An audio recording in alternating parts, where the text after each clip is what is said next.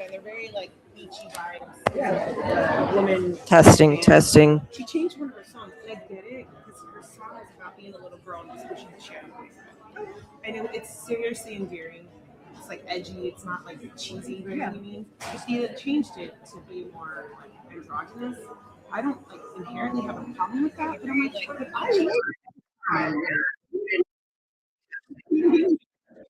So the evolutionary. yeah, don't just change it. So now when you listen to it's not just the original song. Wow. And I'm always very interesting. And I think I have the record actually though, like the vinyl. Oh, nice. So then, but I don't remember. I'm going through a divorce. I just go with the vinyl. Oh, that's all my do I have that? Do I have a disc? No. All right, I'm gonna mic you up.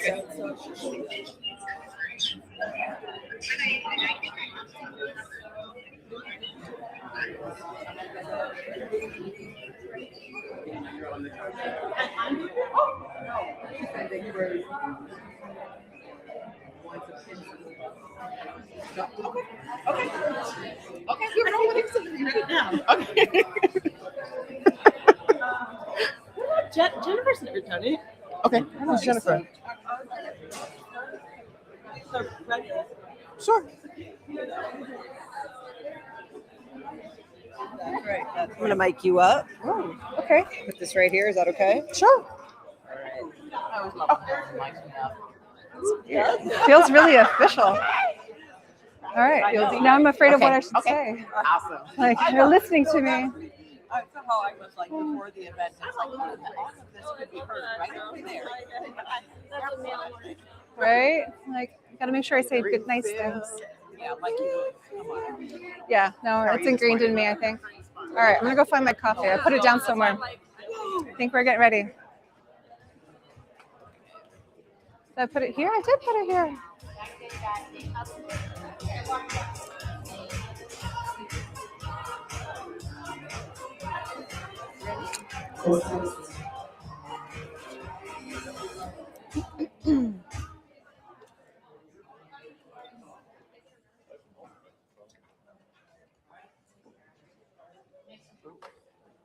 Good morning.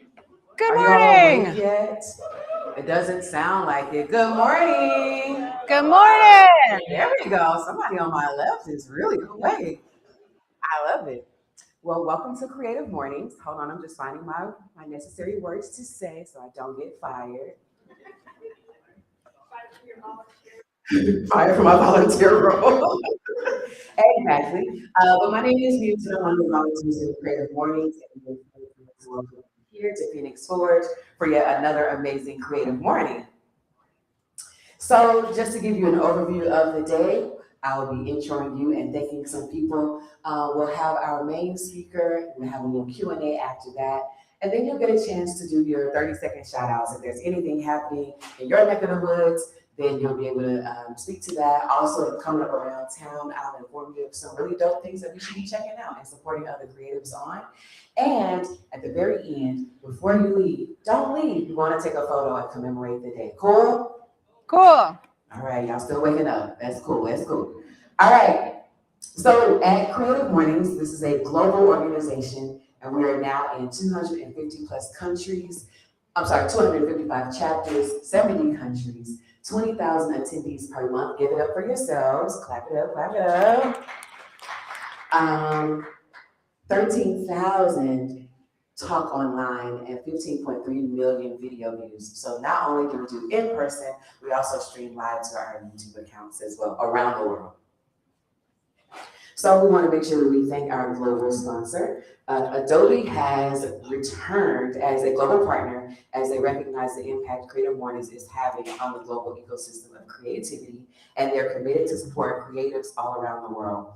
Global partnerships are the fuel that power us as an organization. They ensure that Creative Mornings can continue to grow and thrive around the world. By raising a hand, who here is an Adobe user?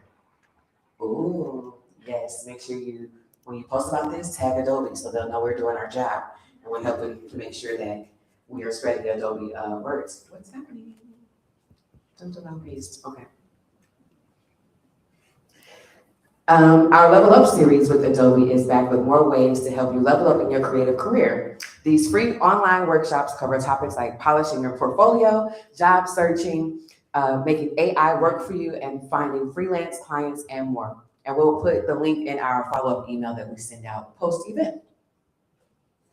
So we want to make sure that we thank our local sponsors. AIGA Arizona is on a mission to nurture creative curiosity and use programming resources and mentorship to empower the voices in our community to create a lasting impact. It was established in 1989 as the local chapter of AIGA, the Professional Association of Design Volunteers, building programming to help improve designability for Arizona creative professionals. They connect with complementary disciplines of creativity and expression. They prioritize social impact and they promote community excellence. How? By providing resources and access to all creative professionals within the state and making sure that underrepresented communities have a seat at the table. And you can learn more about AIGA Arizona at aigaaz.org. Additionally, we have our breakfast sponsor, and I think Chris is in the building. We have Sunny Slope Studio Tour and also Adobe again, helping to make sure we have amazing breakfast and gluten-free options for our people. So we want to say thank you to the Sunny Slope Studio Tour for local support. The next tour is coming up October 24th through the 26th. 24th through the 25th, and we'll be sure to tell you more about the actual event as the date approaches. We want to thank Adobe again for sponsoring us locally as well as globally. Phoenix is a creative city, and our partnership with Adobe helps the local community grow through events like Adobe Create Now. We appreciate their additional sponsorship to help with our programming. And so now we'd like to bring up Lucas Anderson to tell us a bit more about Phoenix Forge. Give it up for Lucas. Hey everybody, thanks for being here. I hope there's a lot of new faces in here. This is your first time here. We are Phoenix Forge. It's a community makerspace. So it's part of, you can see, powered by Gateway Community College. We're part of the broader Maricopa Community College system, and that means it is a free resource for all students and faculty within the Maricopa Community College system. However, the public is also involved. So it's a membership-based organization.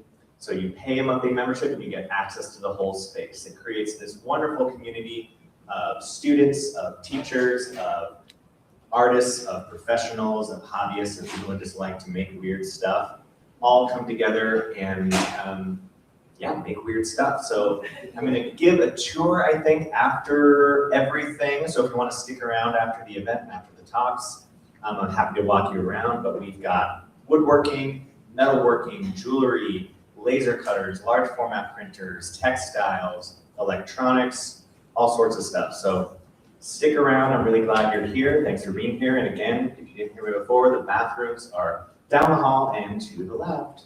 Thanks for being here. Thank you, Lucas. Give it for Lucas, y'all. And the amazing people that make these mornings come alive. We want to say thank you to our volunteers. We are all seen here and we're always looking for more. You see that little gray screen over here, the little gray box at the bottom. And you, it could be any one of you, if you're interested, we are always in need of folks who have any of these skills: photography, videography, sound mixing, checking us in, helping us get breakfast, sponsorships.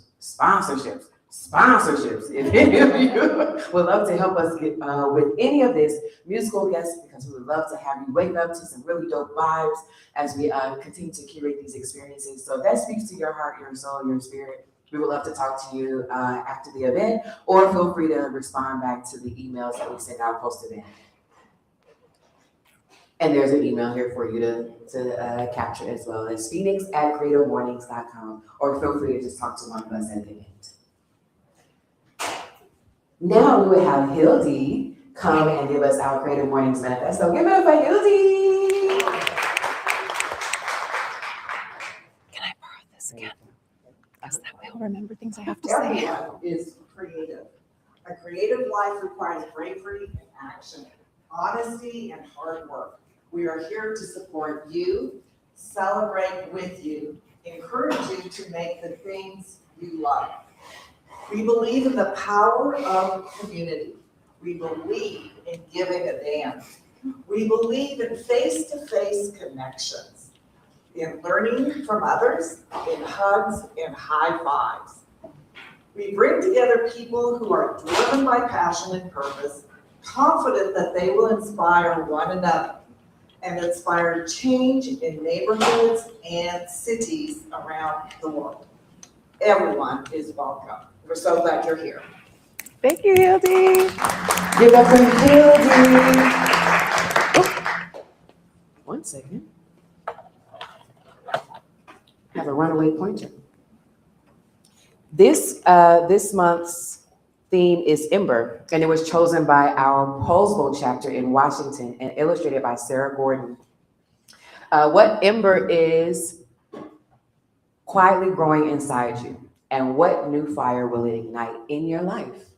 And that's the theme that our featured speaker will be speaking to today, which is Kristen Wesley. Kristen Wesley is a multimedia public artist using installations, assemblages, and murals to connect with communities, invigorate spaces, and inspire others. She shares the power of creativity through workshops, projects, and events at Roosevelt Artworks, a creative art studio, gallery, and tattoo shop in Phoenix, Arizona's colorful Grand Avenue Historic Arts District. Here, Wesley weaves together modalities and materials to create art and experiences for galleries, collectors, events, and the public. Put your hands together for Kristen Wesley. That's me. Oh, there's my face. Oh boy. All right, let me get settled here for a second. Whoop, whoop, yep, there we go. Gravity. Yeah, it's on a rampage. It's good to know some things still work, right? Gravity is a dependable thing. I appreciate that. All righty. I'm looking for something that's going to tell me time. That'll tell me time. I haven't done a presentation like this in a very long time, so I'm happy to be here with you, and we'll figure it out as we go. So my name is Kristen Wesley, and yes, I am an artist. If we can go back this way. Okay, if you want, this is my website here. I got a QR code. I feel very fancy for figuring out how to make my own QR code. You will find that I struggle sometimes with the new tech. My work is very physical, but I did make a website and I did make a QR code. There's also a phone number, which you can email or text me at, and an email address too if you need to reach me. Let's see, so, whoop, that's the wrong way. Let's go this way. Where do I point it at? Point it at the computer? Push the right button. Not only do you have to point at the right place, you got to push the right button. All right, my name is Kristen Wesley. I am a mixed media artist in Central Phoenix. This is Roosevelt Artworks, which is my studio at night. It's down the street pretty much on Roosevelt and 15th Avenue. So it's not super far away, but that is where I work and make things. It's also where I host events and workshops and like activities for the public, as well as larger projects that can't be built just by myself. So it's a great way to get other people involved and make art in the community and for the community. I'm not really sure what image is coming next. Do I like that one? We'll come back to that one. Let's go back here. All right, so I want to talk, what is Ember to me? As a community-focused artist, as an artist who works in the community and with the community, when I think about Ember and this like thing that's before the fire, it's like after the fire and before the fire, right? So like an ember is, we had a fire and it died down, and now there's just these little warm pieces that are still smoldering, right? That is the ember. It is both what happened as there was an experience, right? And it's also that potential for more. And that's the part that I want to focus on today in our conversation and in sharing my work with you, is an ember as a symbol of potential, as a symbol of resiliency. If we think about the phoenix, which we're all very familiar with, especially living here, right? The ember is like what happens just before the phoenix rises from the ashes, right? So it is that little bit of potential, that resiliency, that possibility, that hope, that growth, that warmth, that then can come into something else, right? Like whether that's for you as an individual, or I'll talk about it in a community focus, but that little bit of something, right, that kind of grows into a bigger flame. You all participated in a community art project today yourselves by sharing some of your embers, and together we've created a fireplace and a full-on roaring fire. That is not something that can be done with just one ember, right? It takes all of us together to create that. And that's a theme that you'll see throughout my artwork as well, is like making stuff, yes, but also as an ember, inviting others to participate in that so that there's an opportunity for connection, for community, and for collaboration. Let's push a button. Oh, this one. All right, so as an artist, first I'm gonna tell you a little bit about my history before committing full-time as an artist. I'm a mom. My background's in behavioral health, right? I worked as an art therapist in the behavioral health world for a long time. I really believe in the power of art, the power of creativity, the power of connection. And that was shared with the world as a behavioral health professional for a long time. As I collected children and had children and kind of evolved in a different direction, I had to retire from that world and be mom, which is great. You'll see some of those guys in a minute. But then also as my kids have grown, I've been able to do more of my artwork and really explore being an artist and making a profession as an artist, and not just as someone who uses art to connect with people or teach people or help them make their art. Now I get to make mine. But that's scary and weird. And it's really hard when you come out of a world that has a lot of strict thinking around how things should be done, right? A lot of rules and whatnot in the health world, in the medical world.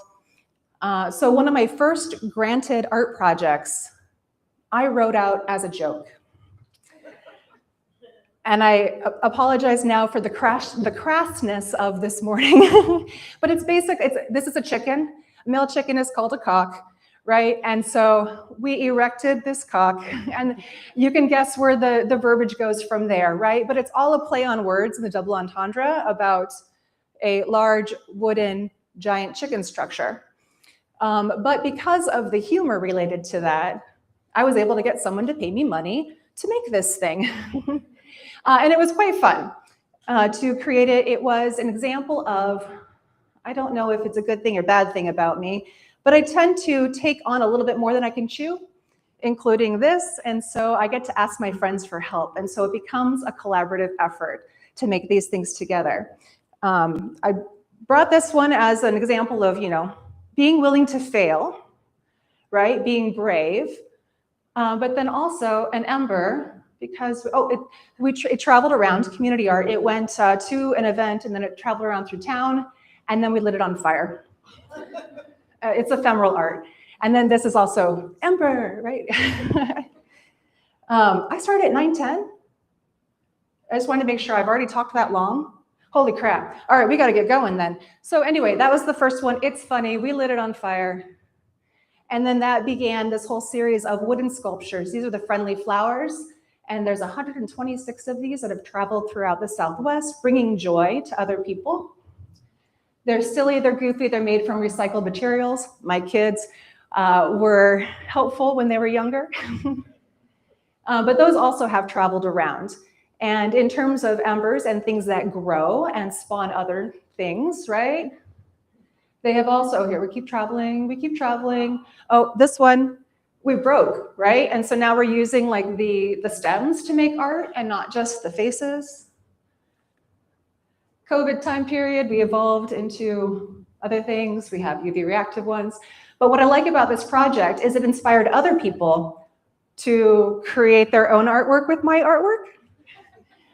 There was a mural project that was created, or not mural, I'm sorry, a mosaic project that was created using one of these guys. They've been photographed a number of times in different places, but I really love that my art inspired other art. They became murals. Those are my kids, by the way. And then that also spawned things like participatory art workshops, making these giant friendly flowers in places like the Van Gogh exhibit that was here a couple years ago. As well as murals. This one's on 7th Avenue, just down the street, 7th Avenue in Roosevelt. So inspired by those goofy guys. And public art too. Like in addition to just being little sculptures, they have evolved into full bench form so that people can actually sit and enjoy the flowers. Speaking of flowers, at the time I was doing that kind of work, I also was collecting materials and working on plasma cutting, learning about propane effects. And so again, we have like literal fire, but this is very much, for me, a learning experience around physical stuff. How does propane work? How can you manipulate that to be safe, right? To do some cool stuff with, like sculpturally, but without hurting yourself or others. This is also as I started doing some plasma cutting, but before too much of that, we have a lot of festival work.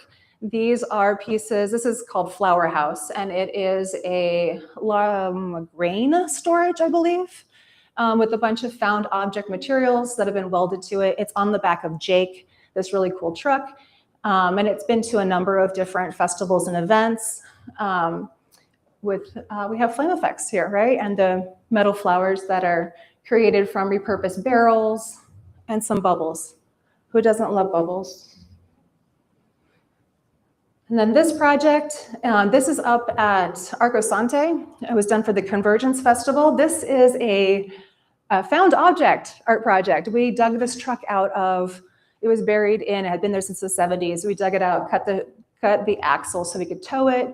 And then we were invited to use the boneyard at Arcosante to use any of their old materials to put together to create this sculpture, which now is at the entry of Arcosante when you go into it. It's right at the curve.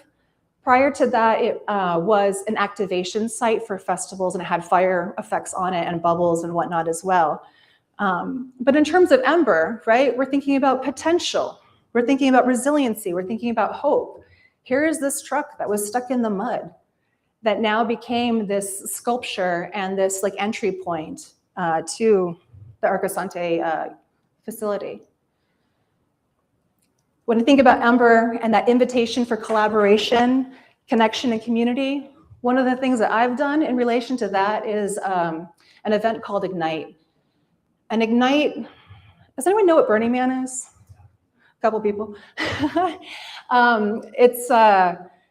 Burning Man is a wonderful event that happens with lots of amazing art and community. We have local burns also, and I've been very involved in our local Burning Man community. We have a local event called Saguaro Man that actually is coming up next weekend. But my version of sharing that little spark, that warmth, that creativity with the world was to create an event called Ignite.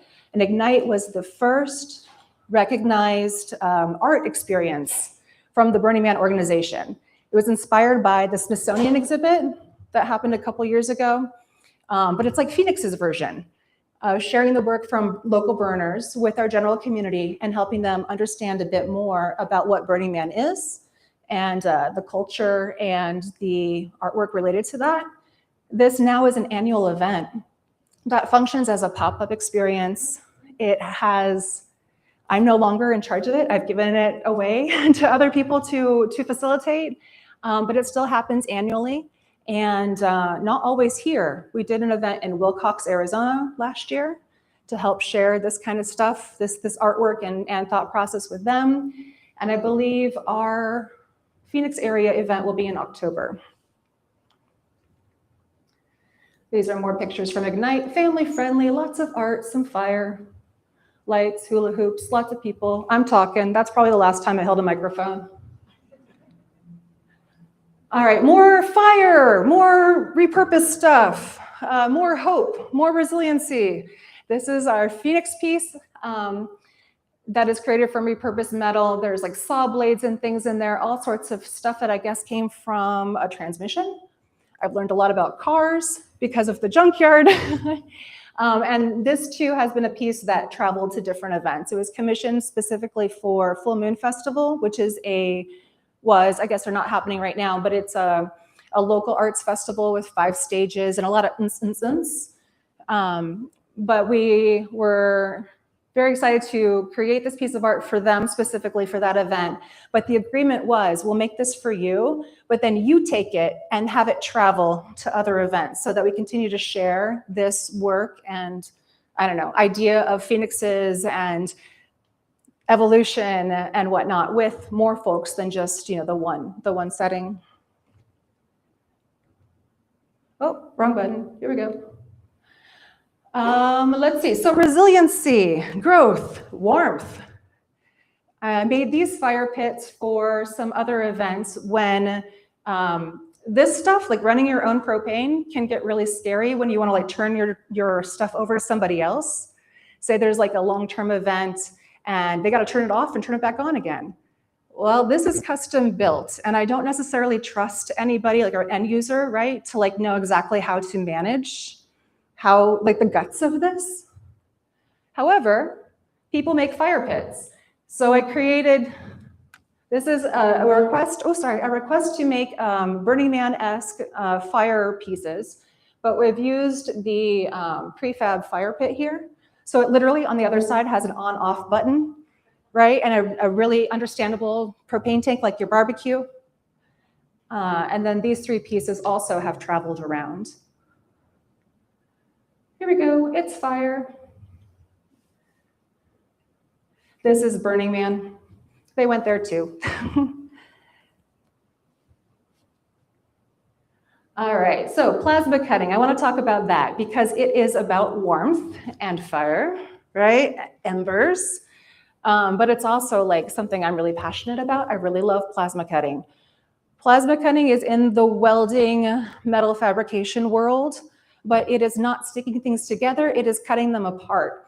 What I'm doing here is, with the plasma cutter, right, is heating the metal up to 4 times hotter than the sun using electricity, right? So this is really, really hot. Did you know that there's a 4th state of matter? I did, okay, I'm glad some people are shaking their heads because when I was in school, we had solids, liquids, and gases. There's plasma. It's like a whole nother thing, which I did not know until I started doing this. But what I'm doing with this machine is heating the metal up to 4 times hotter than the sun and using air, compressed air, to move that liquid metal away. So I'm piercing the metal and then I'm cutting it, but I'm doing it by hand. So here at Phoenix Forge, they have all kinds of cool machines. And I'm sure you have plasma cutters. I think you guys have the CNC or something now too, so you can use computers to help you. My work is all done by hand, also because it's on repurposed materials. So it's not flat, clean metal that can go through the machine. It's a rusty barrel or the top of the barrel or some saw blade or something, from a car, which doesn't always work with the plasma cutters, like the computer version, very well. And here's what I do with the plasma cutter. So this is like my more recent work. And what I'm really enjoying right now is manually moving metal to create these organic light sculptures. These are all barrels. I think they probably had transmission fluid in them. You got to clean it really well. Yeah, you don't want to breathe that, but I'm using the plasma cutter to cut out these, the perforations in the metal and then lighting them from the inside with LEDs. Some pictures look much better smaller than they do up here, but this kind of work has been to many places. It's what I'm currently very passionate about. These are kind of in the process of being created, but they're light bollards that went to the Sunny Slope Community Center. So yeah, they had a budget to have light bollards put out. And I love the people at Sunny Slope who want to be creative and fun and say, why would we buy a boring light fixture when we can hire awesome artists to make cool things, right? So thank you, Sunny Slope. Here's some other examples of the plasma cut work. And I'm playing with lights, with the LEDs, with wall pieces. I still really want that light piece in it. To me, that reflection creates movement, it creates participation, and it adds like just a whole other element to two-dimensional artwork. And then these are big versions. So this sculpture, it's not that tall, it's about this tall. And this is, it's been to a couple of community events. This is recently at Peoria Lights at Play. So a community festival, community art, light, and imagination festival. I was very honored to have 3 pieces there. So here's one of them. Excuse me. What's interesting about this piece is these are repurposed barrels, and they are made to be kind of interchangeable so that I can make a barrel and then stack it or make a new stack. They're like Legos in that I try to make them so they can work with each other. So I could make something very tall, or I can make something like 3 things very short, or kind of, change them about in different ways. A lot of my work is flexible like that. It's not super committed to being one thing unless there's a timeline and a budget associated with it. Here's another one of these guys. I wish I could have given you video. I didn't know how to do that in a PDF. But like all of these change colors. So like the yellow changes, through the rainbow, and so does each level. But as they do it, they're doing it at different paces with each other. And so it creates different lighting effects. And it's really cool, especially like when it kind of like shares the lighting with the environment around it, whether that's the ground or the people or the walls, that it really, like people actually become part of the art when the light, becomes part of them. More of that. And then inspired by that idea of the cut plasma pieces, I had a proposal for Burning Man, which is last year, regarding community. I had an idea, and I asked some of my collaborators to help me with that idea. And they're like, oh, good idea. This is how we can actually make it happen. And this is an example of really working with other people, inviting other people to your flame to create a larger fire. I had an idea. It will end up being a structure that's like 10 by 10 by 10. It's not something I can build by myself. I can't even make the initial design picture by myself. I made this funny little drawing here, right? It's a collage. Then my friend who does computers is like, oh, here's the math, right? Like, good idea. But if our materials are 4 by 8 and we need these angles here, right? And so my collaborator, Rod, helped create the actual math and like the angles and whatnot that everything needs to go through to be constructed. And we had another collaborator who helped us build the connection points, a third person for the LEDs, a bunch of muscle to make it happen. Here's our main crew to build this thing. But this is a great community piece where I got to do plasma cutting and like my thing, but then also bring people together to use their skills to create something much bigger that we could share at Burning Man. Yes. Here it is at Burning Man in the desert. That heart rotates, by the way. Again, I wish I could give you a video. It does move. And then, so this is also at Burning Man, but this piece has lived on beyond that. Again, in the vein of sharing with other people. I think my time's almost done, but here's tragedy. It broke in a windstorm. We had to fix it. Resiliency, right? Working through those difficult moments to make it better. You have like 10 minutes. I have like what? 10 minutes. Oh, 10 minutes. I thought I had like -2. All right, and so this piece, what's great about it is it was built for Burning Man. It handled some very unexpected situations there, including the wind, including participants. What I love about public art is you never exactly know what the public's going to do with it. If I actually have 10 minutes, I'll go back a couple slides and we'll talk about that. So in this piece, we first of all, there's nature. So you can see here, our heart fell down, it got decapitated. There was some crazy wind. The day after we built this thing, I couldn't even, that does not work. The day after we built this, there was an incredible windstorm and the heart was spinning at probably 50 miles an hour, like really fast. It broke the welds and just like came apart here. It was very sad. But we just took it down, took it back to camp, asked around, found some resources. We were able to find our neighbors had a welder, right? Like we all can weld, but they had the machine. We were able to fix it within, a couple hours. In the meantime, it became a ring pop. I don't know if that's the best description of it, but we put some cool lights in it. So it still was like neat looking, right? Even though it wasn't like the same thing we meant it to be, it was still something cool out there in the middle of nowhere. And then the next day we came back and put the heart back in there and fixed it up. The other unpredictable thing about people, because it's so dusty, this whole structure became a big, like, whiteboard basically for messages and pictures and things. And it was interesting, on some days you would come back and see hearts and flowers and I love you. And then on other days you'd come back and see phallic symbols all over. It just really kind of depends on who was there and how they participated with the art. We had a big moppy thing so we could clean it off every day.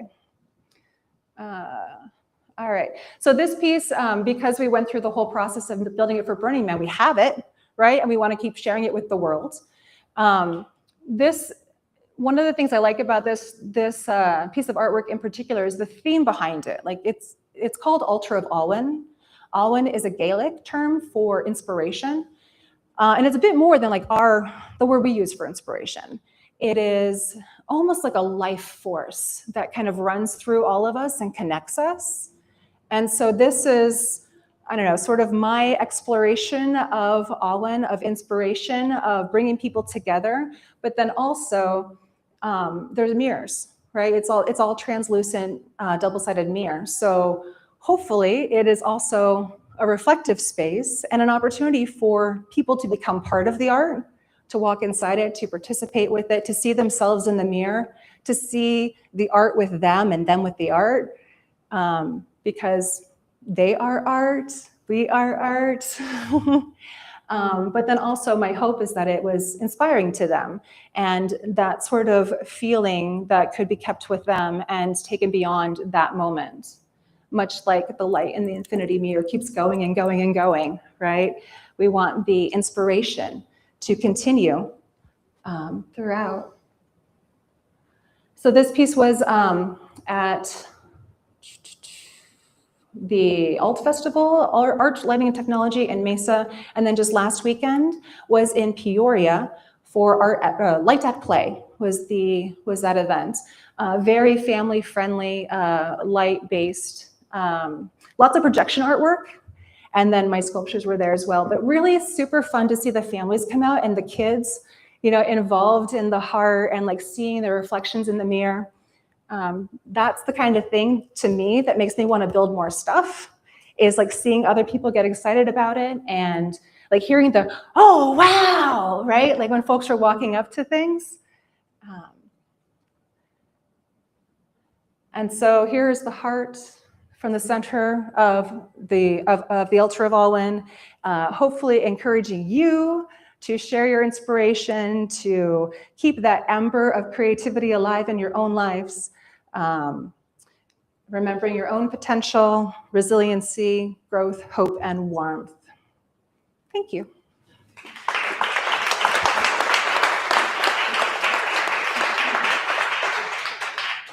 Yeah. Awesome. Give it up here for Kristin. At this time, I'm going to give the mic back to you, okay. In case we have any questions. Any questions for Kristin?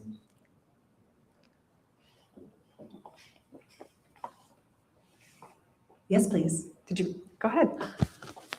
What pieces do you still want to make? Like, what other passion projects do you have? I have so many. The problem for me is that I'm inspired by materials. So I'm one of those folks who loves the junkyard or the thrift store or bulk trash or whatever. And I pick up stuff and I'm like, ooh, you could be a this, right? Like I see potential in lots of things. So it's often about organizing what comes first. Currently, the thing taking up the most room, which therefore is getting the most attention, is a VW squareback that I hope will be a future project in the next year or so. If anybody knows VWs, not fixing them, but taking them apart, I would love to have some help with that. With the plasma cut work, my hope is to cut the whole car, basically, and then backlight it and put it in front of the studio or do events or kind of showcase repurposing. It's got some environmental imagery and whatnot that I want to do with it as well. Yeah. Is the Walter Studio or Walter House Bus the VW? It is a different, it's like, it looks like a giant VW, but it's actually a Walter vehicle. Like the vehicle is called a Walter. I believe it's a military giant thing under it. Yes, Gail.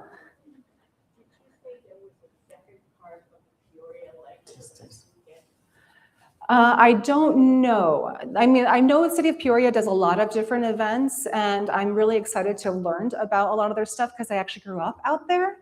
But I don't know about that particular. I'm not doing anything with them this weekend.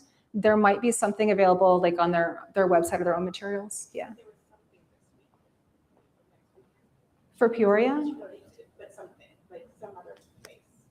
For this weekend? Next weekend? I can tell you today, here, if you want to support my artwork, here's things you can do today. I have an artwork in a show at the Project Space that will have its closing reception this evening. The Project Space is just off of Grand Avenue. And so that's there. And I also have work right now in Daniel Plaza at Rocket Gallery for the, I forget what it's called, but it's about transportation and getting around. It might be called Getting Around, but there's some work there as well. I don't know if that answered your question, I'm sorry. You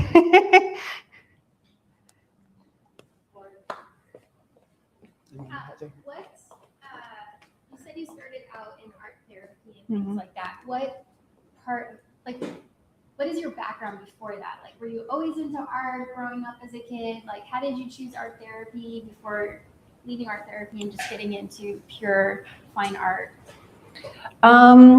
Let's see. So I think I've always been an artist. I think all of you probably are too in some way, right? Like I was one of those kids who organized all the crayons by color, and like my pastime was creative things, making things, building things, taking things apart to make other things, not really putting them back together. And then so like in my undergrad, I have an art degree. I also have a degree that combines psychology and philosophy. My graduate program was in art therapy, and that was back east in Washington, D.C. When I moved back to Phoenix, our insurance stuff is different. And so I couldn't practice the way I was practicing there and needed to work for a behavioral health agency with some different oversight. So part of it was like losing control of like the artistic part of the helping I was doing. And then part of it was we have 2 bio kids and we have 2 adopted kids. Right now they are 14, 14, 14, and 16. I know, but can you imagine when they were 9 months, 3 months, and 2.5? So that is why I stopped like working in the behavioral health world. I mean, I did some consulting like after that, but like at that point I was living it, right, with all the kiddos and stuff. And so I was not able to be a professional in that way. But that combination of like art and people and connection and learning experience, like that is a theme that's run through my life in so many ways, as a therapist, as a teacher, as a mom, and as an artist.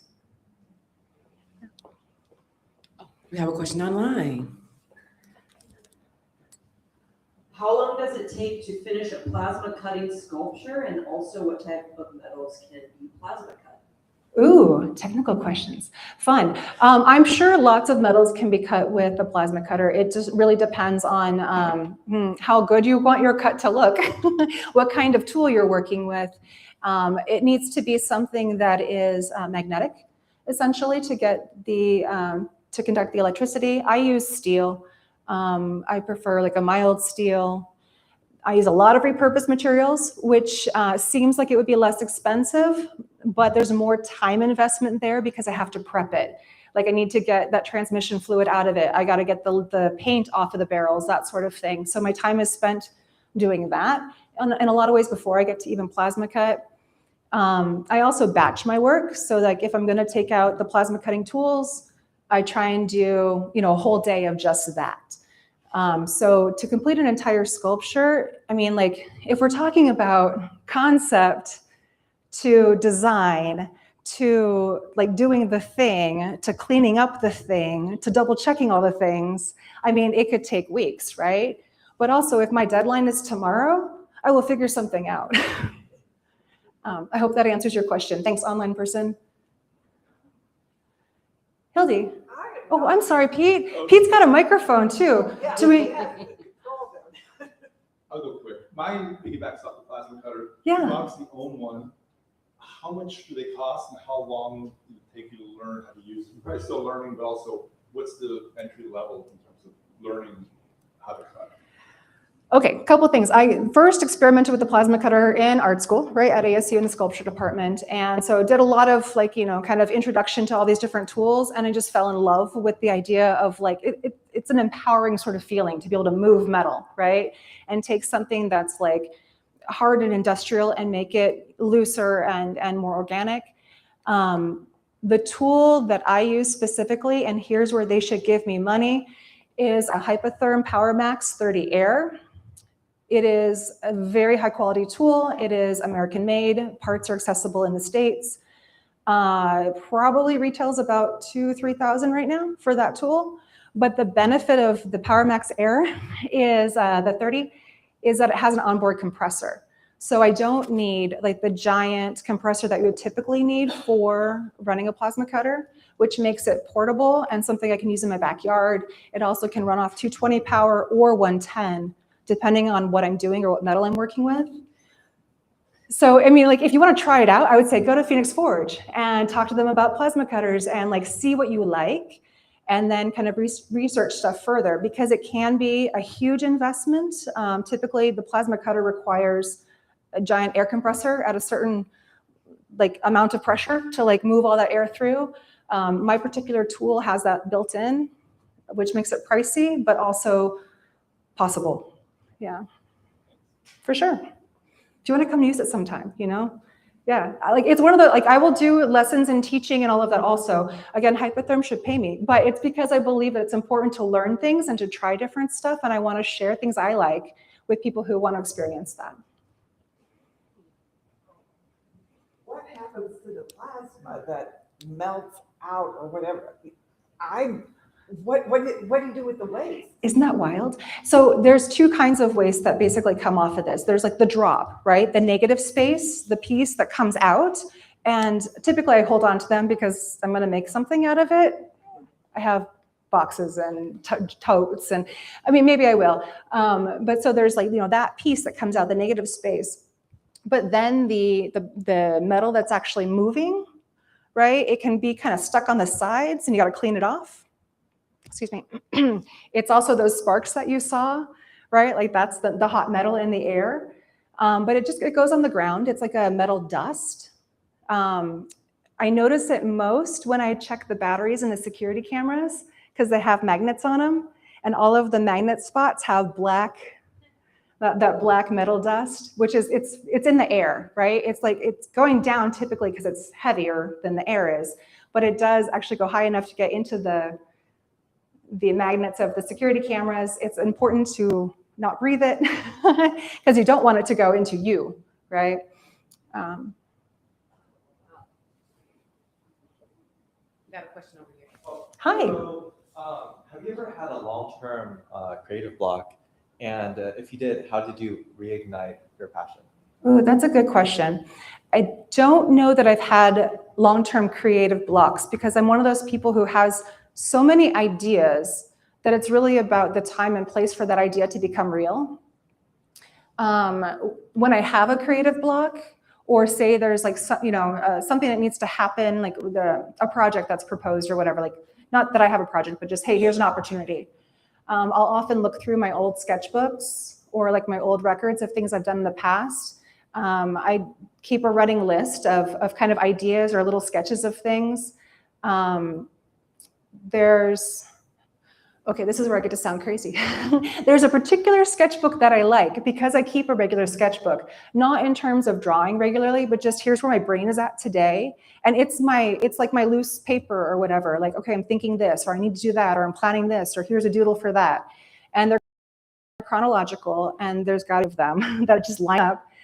So it's like my brain, like on paper. And so if I need new ideas, I can look at my old half ideas, right? And kind of figure out where I want to go from there. That has been the most helpful thing, I think, for me. Oh, we lost images. Awesome. Wakey, wakey. Any additional questions? Any more online? Okay, we have the, okay. So have you ever caught yourself on fire? Yes. I've cut myself, I've burned myself. Yeah, lots of those things. Like a lot of it's learning, right? But I will tell you this from experience. If you're doing flame effects, wind is a thing, right? So like fire doesn't just go like this, like you think it does until the wind comes. And then it goes all kinds of other directions, right? And you need to predict that, especially when you're doing fire pieces that are in a public environment, especially when people wear things like fake fur, which is highly flammable, very common in certain like groups of people or whatever, right? Like, but yeah, fake fur and flame effects about this tall in the wind. Like, I'm glad my hand was in my pocket, you know? Like, yeah. Right? That's why I'm laughing too. Have our last question. How do you manage all of your ideas and prioritize them? And have you ever juggled multiple projects at the same time? And what would your advice be on doing that? Ooh, take a deep breath. Yeah, I manage like lots of things all at once, right? Because I am doing multiple projects. In addition to that, I have a large family and they have all of their things. Household. I teach Zumba. I'm a Zumba instructor. I have Zumba students here today too. And so, yeah, I'm a big schedule person. I really need to have things written down and know what I'm doing with my time. As far as prioritizing things, my family is going to come first, you know, especially the kiddos, right? Even though they're kiddos. And then everything else is really around like the deadlines that are there and sort of the project management, right? It's like, okay, if this thing is happening here and this thing's happening here, but you know, there's things that have to happen for each of those to happen, right? And like piecing that out and backtracking is a lot of like my planning method, right? Here's where I'm going and when I have to get there. How are we going to make that happen? And how do I take all those pieces and, you know, Tetris them together for a Tuesday? Yeah. Okay, thank you. Thank you, Kristin. We are at the time of the presentation where we have a few moments for 30-second spotlights. Any quick announcements that want to come from the room? Thank you. Come on down. 30 seconds, we're running a tight ship. Okay, real quick. First Fridays. You'll see a lot of announcements about First Fridays not happening anymore because of shootings and things like that. Well, that's not true. A lot of galleries that are still open for First Fridays. Trinity Cathedral, Foundry, and I run a gallery called First Studio, which is where we were at last month. Come on down for First Fridays. We've always got shows, we've got some live music coming up. So no matter what you hear on the news, all of the galleries are still open. The madness is kind of taking a break. Thank you, Chris. Any others? No? Going once? Come on, Lucas.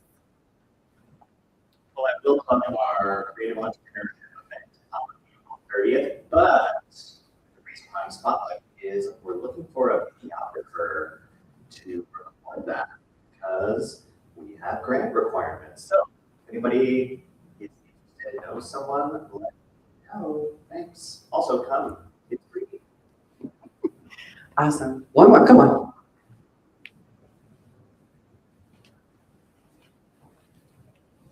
My name is Pablo, and I'm actually out in Glendale, and we recently started the Sunday brunch art crawl. So we got registered every last Sunday of the month. We're trying to promote all the local business. We have about 10 to 15 live artists throughout the whole event. So if you guys can, again, the next one will be 26. Awesome. Thank you. Where can I find the info? If you look up Instagram, Instagram on at G-Town Art Walk. Come on down. Hi, I'm Mariana. I'm currently pursuing my master's in cybersecurity, and I'm starting a community for women pursuing or already in cybersecurity. If anybody might be interested, the group's called Cyber Coven. Or you can reach out to me.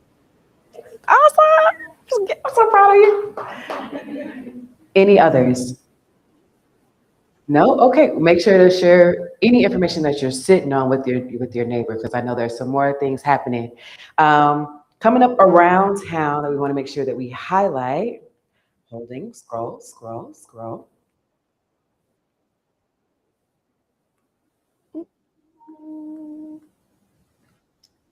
The rise and fall of Art Deco fashion. It's April 19th. This is our speaker from May of last year, Erin Lindsay, who heads up the Phoenix Art Deco Society, I think it's called. So that event is coming up, and that'll be at the Tempe History Museum. Next, we have it's called Going Attractions on April 21st. It's a documentary about American movie houses taking place at the amazing Orpheum Theater downtown. And then we have AIGA coming event with John Arvizu. It's not until May 21st, but it's the night before our May event, our next Creative Mornings in May. And then we have our Creative Mornings Adobe Release Day, which is a global movement to unveil or release your own side project. And that happens on May 29th. Our next Creative Mornings will be on May 22nd, and that'll be at Ignite by Better Business Bureau. Oh, yeah. And Giovanni will be our next speaker. Giovanni is an amazing muralist, spray artist here in the downtown area. And so Friday, May 22nd is where we will be. And with that, have a great morning. Please don't leave. Come up to the front. We want to take a group photo before we leave.